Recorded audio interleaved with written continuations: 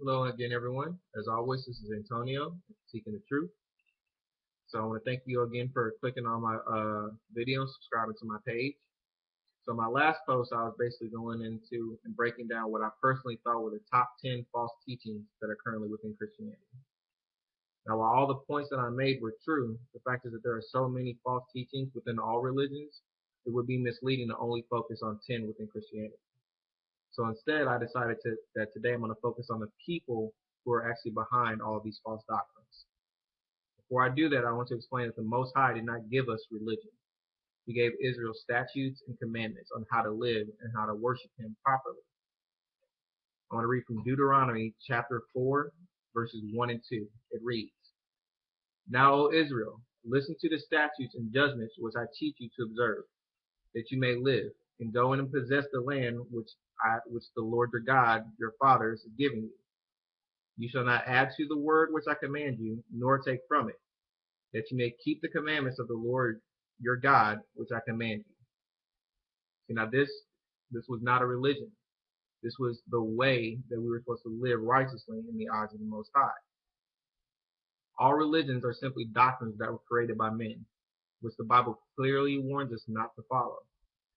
In Matthew chapter 15, verses 8 and 9, Christ quotes from Isaiah chapter 29, verse 13, saying, These people draw near to me with their mouth and honor me with their lips, but their heart is far from me, and in vain they worship me, teaching as doctrines the commandments of men. See, the Bible is telling us that the commandments of men is religion. Now, the main group behind many of the false doctrines are the so-called Jewish people. In one of Paul's letters, we are warned about these people. And it's in the book of Titus, chapter 1, verses 14 through 16. And it reads, Not giving heed to Jewish fables and commandments of men that turn from the truth. Unto the pure all things are pure, but unto them that are defiled and unbelieving is nothing pure. But even their mind and conscience is defiled. They profess that they know God, but in works they deny him, being abominable and disobedient unto every good work reprobate. See, even during Christ's time, Jewish people were spreading false doctrines. Now today, these same evil people are in control and influencing the entire world. The Freemasons, the Jesuit order, the world banking system, which was created by the Rockefeller family, all major media stations, the music industry, Hollywood, the internet, Walmart, the gay rights movement, the theory of evolution and genocide, Anton LaVey, who founded the Church of Satan, Albert Pike, who founded the KKK, Charles Russell, who founded the Jehovah's Witnesses, Joseph Smith, who founded the Church of Mormon, Hitler, the African slave trade, and so much more were all started by or funded by Jewish people. The Bible refers to these people as the synagogue of Satan. In Revelation chapter 3, verse 9, it reads, Behold, I will make them the synagogue of Satan, which say they are Jews and are not, but do lie. Behold, I will make them come and worship before thy feet, and to know that I have loved thee. See, the Jewish people in Israel are not the real Jews by bloodline. They are actually Khazars who have stolen the identity of the real Jews. And by them stealing the identity of God's chosen people, they have gained influence over the entire world. Now, just to quickly put down the Jewish people, they don't even follow the Bible. That alone should show that they are not the children of God, since they don't even respect the words of his prophets written in his book. Instead, they follow the Talmud. Now, all of the writings and prophets ended around the year 95 AD. Their writings covered everything from the creation to the flood to our fathers Abraham, Isaac, and Jacob, to the birth, life, and resurrection of the Messiah. All of Israel's captivities, the return of Christ, and the end time, which is in Revelations. All of that is covered in the Bible, which was completed in 95 AD. Now, the Talmud didn't even get started until around 200 AD and wasn't complete until about 500 AD. So 400 years after the Bible was already completed, Jewish powers took it upon themselves to write a new book with laws to follow. And in that book, Jewish people actually reject Christ as being the Messiah and the Son of God. Jewish people claim to be bloodline descendants of Christ, yet they hate Christ. Bottom line is you can't deny Christ and claim to love God. In John chapter 15, verse 23, Christ said, "He that hateth me, hateth my Father also." So now, I'll move into the Muslims. Islam was a religion that was created by a descendant of Ishmael around 600 AD. They also don't follow the Bible. They follow the teachings of a man named Muhammad, who inspired the Quran. Now again, all the prophets and writings in the Bible were completed around 95 AD. So now, more than 500 years later, an Arab man pops up and claims to be a prophet.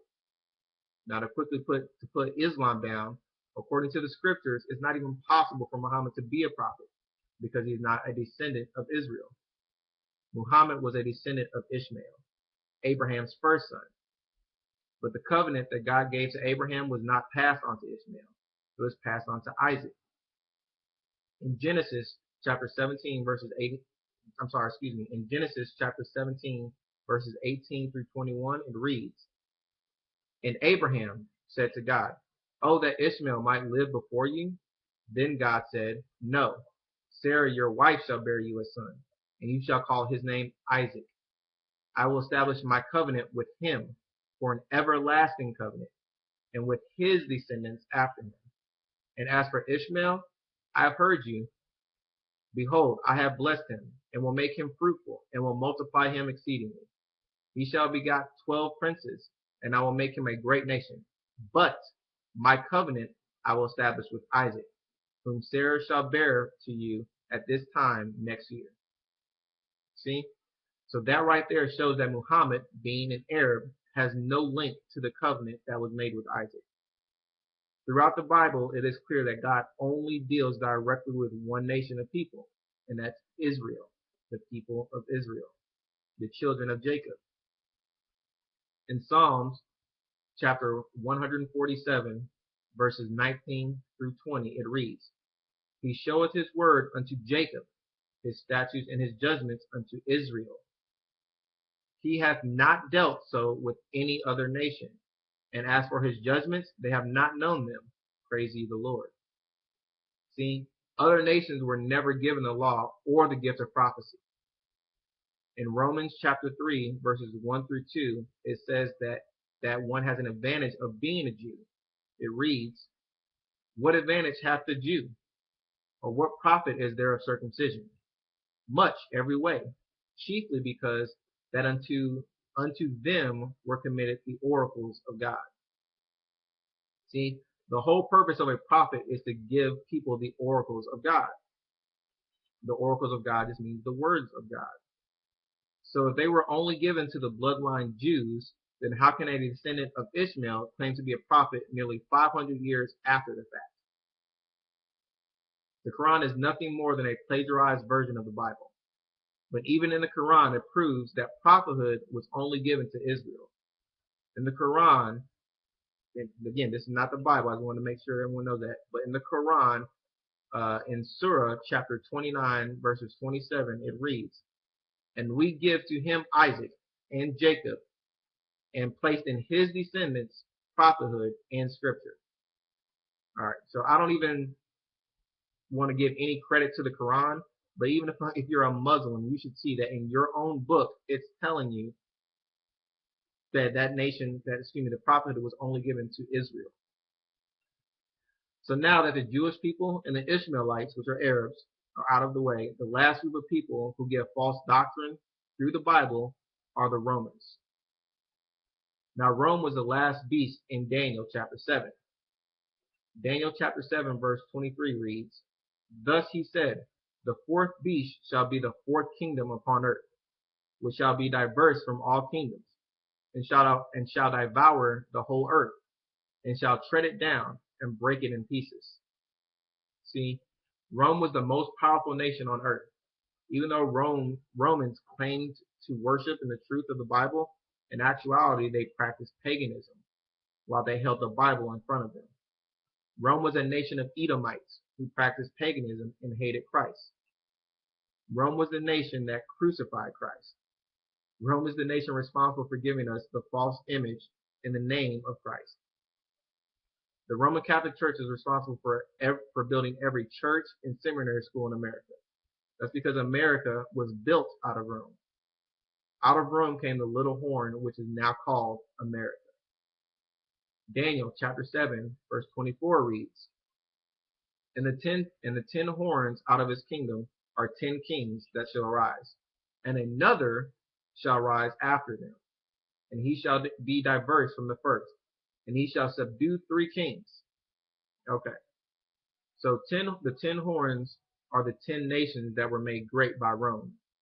These 10 horns were Luxembourg, Denmark, Belgium, the Netherlands, Germany, Sweden, France, Spain, Great Britain, and Switzerland. All these 10 nations were made great when Rome came into power. Now the nation that came after these was America. America came into power by combining or subduing 3 of those 10. Those 3 were France, Spain, and Great Britain. That's why America is broken up into 3 different parts. Canada, which was France, Mexico, which was Spain, and then America, which was, the United States, which was Great Britain. Then finally, in Daniel chapter 7, verse 25, it reads, And he shall speak great words against the Most High, and shall wear out the saints of the Most High, and think to change the times and laws, that they shall be given into his hands until a time, and a time's time, and dividing of time. See, that's why Christianity in America is full of false doctrines, because it was born out of a corrupt nation, the nation of Rome. Now, as usual, my videos are just simply a brief overview of the next videos on my playlist. Now, these videos are going to go into further detail on the Jewish powers that are in earth, the nation of Islam, and the pagan origins that are within Christianity in America. So I ask you to please subscribe to my page, watch the next couple of videos on my playlist, and as always, remember to continue to seek the truth. Thank you.